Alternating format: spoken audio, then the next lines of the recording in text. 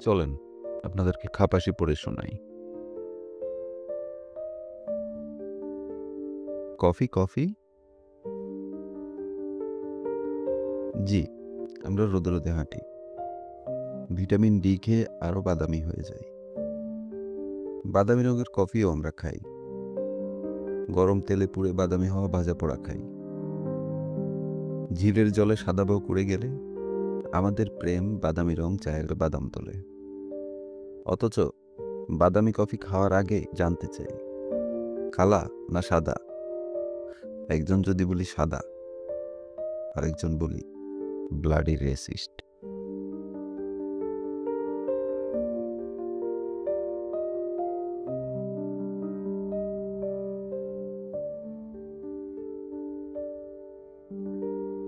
আমার অনেকগুলো memory card. অনেক বলতে অনেক, প্রায় অসংখ্য। ছোট বড় মাঝারি, খুব ব্যবহৃত, মোটামুটি ব্যবহৃত, অল্প ব্যবহৃত, কোনোটা শুধু একবারই ব্যবহার হয়েছে।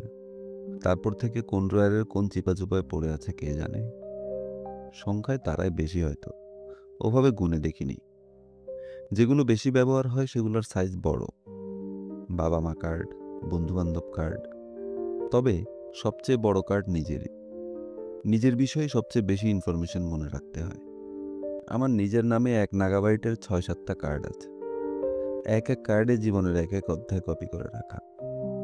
ছোটবেলা, মাঝারিবেলা, বড়বেলা, বুড়োবেলা, এইরকম ভাগে ভাগে কার্ডে কপি করে রাখা। নিজের সম্পর্কে যা কিছু সব এই কার্ডে। একটা ভালো ব্যাপার, কার্ডগুলো নেটওয়ার্কিং করা যায়। এক কার্ডে ঢুকলেই অন্য কার্ডে কি কি মেমোরি আছে জানা যায়। তবে ডাউনলোড করতে চাইলে মেমোরি কার্ড বদলাতে হয়। সবার নামেই আলাদা আলাদা মেমোরি কার্ড মেনটেন করি। করি বলতে করতে হয়। ছোটবেলায় এক দুর্ঘটনায় কান ফেটে যায়। কান দিয়ে সমস্ত মগজ গলে গলে বেরিয়ে যায় পরবর্তী 2-3 মাসে। তখন এত আধুনিক ডাক্তার ছিল না। সুলতান দরবেশের কাছে নিয়ে যায় মা। দরবেশ তার কেটে ফেলে দেয়া পায়ের হাতুড়ি দিয়ে ঠুকে ঠুকে মেমোরি কার্ডের স্লট বসিয়ে দিলেন। যে কান দিয়ে মগজ বেরিয়ে গেল সে কানের পেছনের অংশে। আর আমাকে কানে কানে শিখিয়ে দিলেন অফুরন্ত মেমোরি কার্ড রাখার সুবিধা এবং ব্যবহার প্রণালী। আমার মা শক্ত মহিলা। এত কিছু দেখেও তিনি ভেঙে পড়েন না, ঘাবড়ে যান না। নিয়মিত আমাকে কাটামাইরার ডাটা, বিষকাটালির ভর্তা আর রঙিন ফুলের বড়া খাওয়ান। নিম পাতার ঝাড়ু বানিয়ে গায়ে মাথায় বোলান। আশা করেন একদিন সেরে যাবে। কিন্তু বাবা আশ্চর্য দ্রুত বুড়ো হয়ে যেতে থাকেন। আমাকে মেরে মেমোরি কার্ড হোল্ডার বানিয়ে দেওয়ার অনুশোচনা ছাড়াও নীলুফার আন্টিকে মনে করে বাবা আজকাল কাঁদেন। মা তখন নিম পাতা সেদ্ধ করা অথবা চুলায় তরকারি পুড়ে যাওয়ার অজুহাতে বাবার সামনে থেকে চলে যান। বাবা মার মেমোরি কার্ড একসাথে। এই দুইজনের মেমোরি আলাদা করতে পারি না। আলাদা রাখতে গেলে ঝামেলা হয়ে যায়। একজন আরেকজনের কার্ডে জোর করে ঢুকে পড়তে চায়। মেমোরি কার্ড স্মুথলি কাজ করে না। একসাথেই রাখি। বোন আর দুলাভাইও একই কার্ডে। তবে ভাগ্নির জন্য শুরু থেকেই আলাদা মেমোরি কার্ড। নিজের কার্ডের সাথে নেটওয়ার্কিং করেও রাখা আছে। বউয়ের নামে কোনো মেমোরি কার্ড নাই। আমার সমস্ত মেমোরি কোনো এক অপ্রাকৃত কারণে তার মাথায় সেভ হয়ে যায়। সেই আমার সব মনে রাখে। আমাকে বলে, তোমার একটা কার্ড বাঁচিয়ে দিলাম। বউ হাসে, আমি হাসতে পারি না। ছেলের জন্মের আগে ওর জন্য 1 মেগাবাইটের 10টা কার্ড কিনে রেখেছিলাম। কিন্তু ওর কোনো মেমোরি কার্ডে রাইট করা যায়ই না। কোনো এক অজানা কারণে কার্ড আর মেমোরি সিঙ্ক করে না। হতে পারে আমার ছেলের অপারেটিং সিস্টেম আমার অপারেটিং সিস্টেমের সাথে কোনো কারণে ম্যাচ করছে না।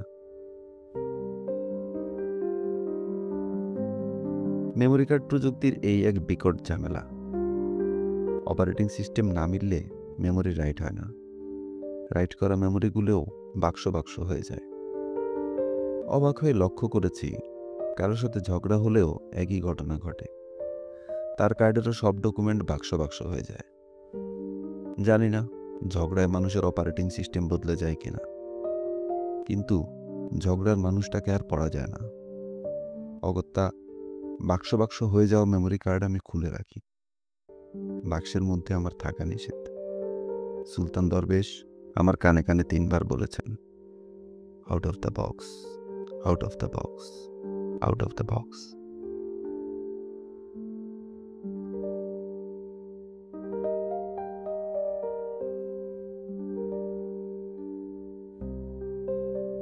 চিন্তারানী দাস।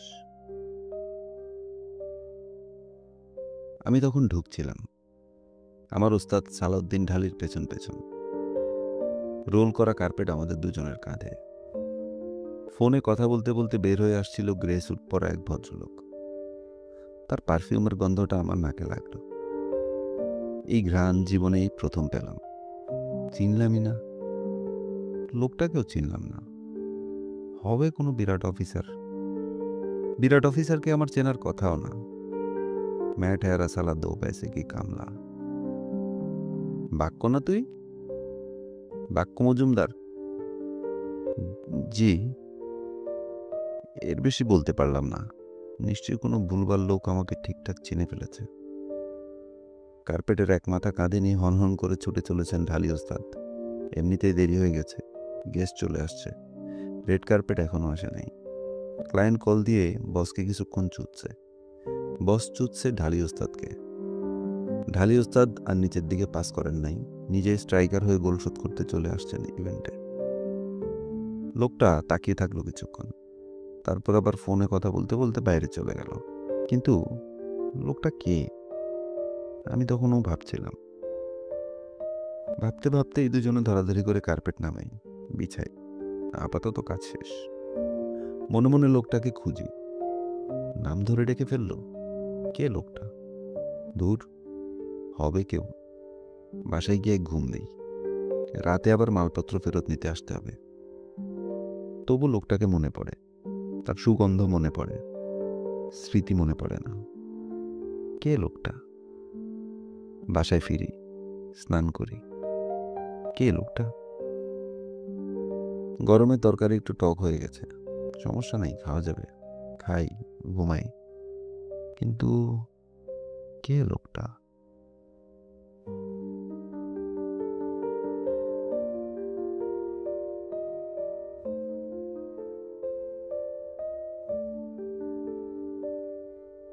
মালপত্র গাড়িতে ওঠানো শেষ।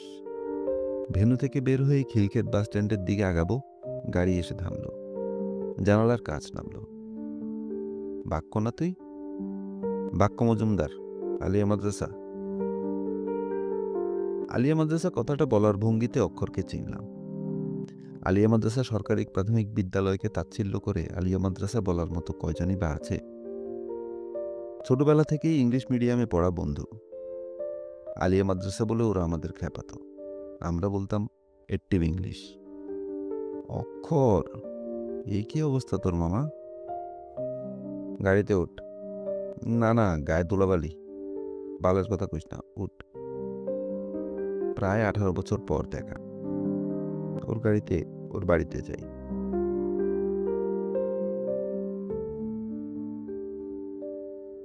আমরা মোটামুটি চুপ হই মাঝরাতে। চুপ মানে চুপ। সিগারেট পোড়ার আওয়াজও শোনা যাচ্ছে। আধা ভরা বিদেশি বোতলও চুপচাপ দাঁড়িয়ে থাকে।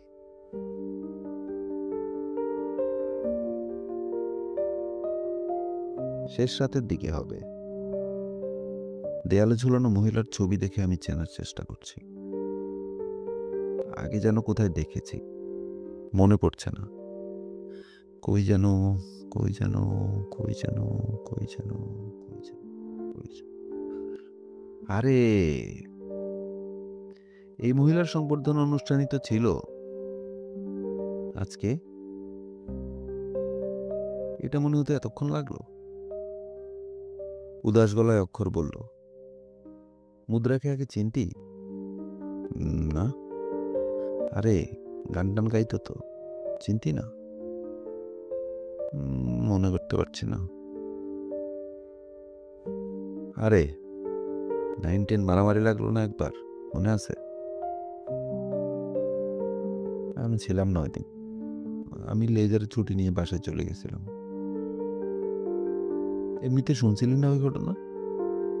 শুনছিলাম গার্লস স্কুলের কোন মেয়েকে নিয়ে কেচাল। ওইটাই মুদ্রা চৌধুরী। আচ্ছা, চিনলাম। তোর ভাবি এখানকার এডিসি রেভিনিউ। আচ্ছা।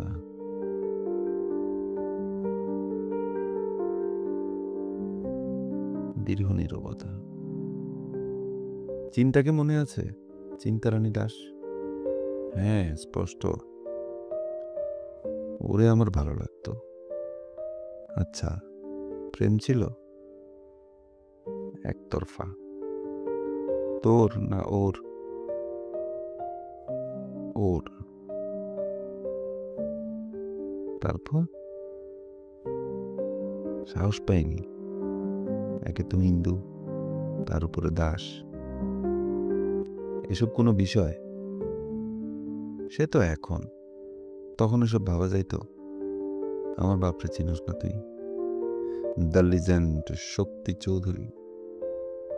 তার ভয় পারলাম না। কেমন আছেন উনি? মারা গেছেন।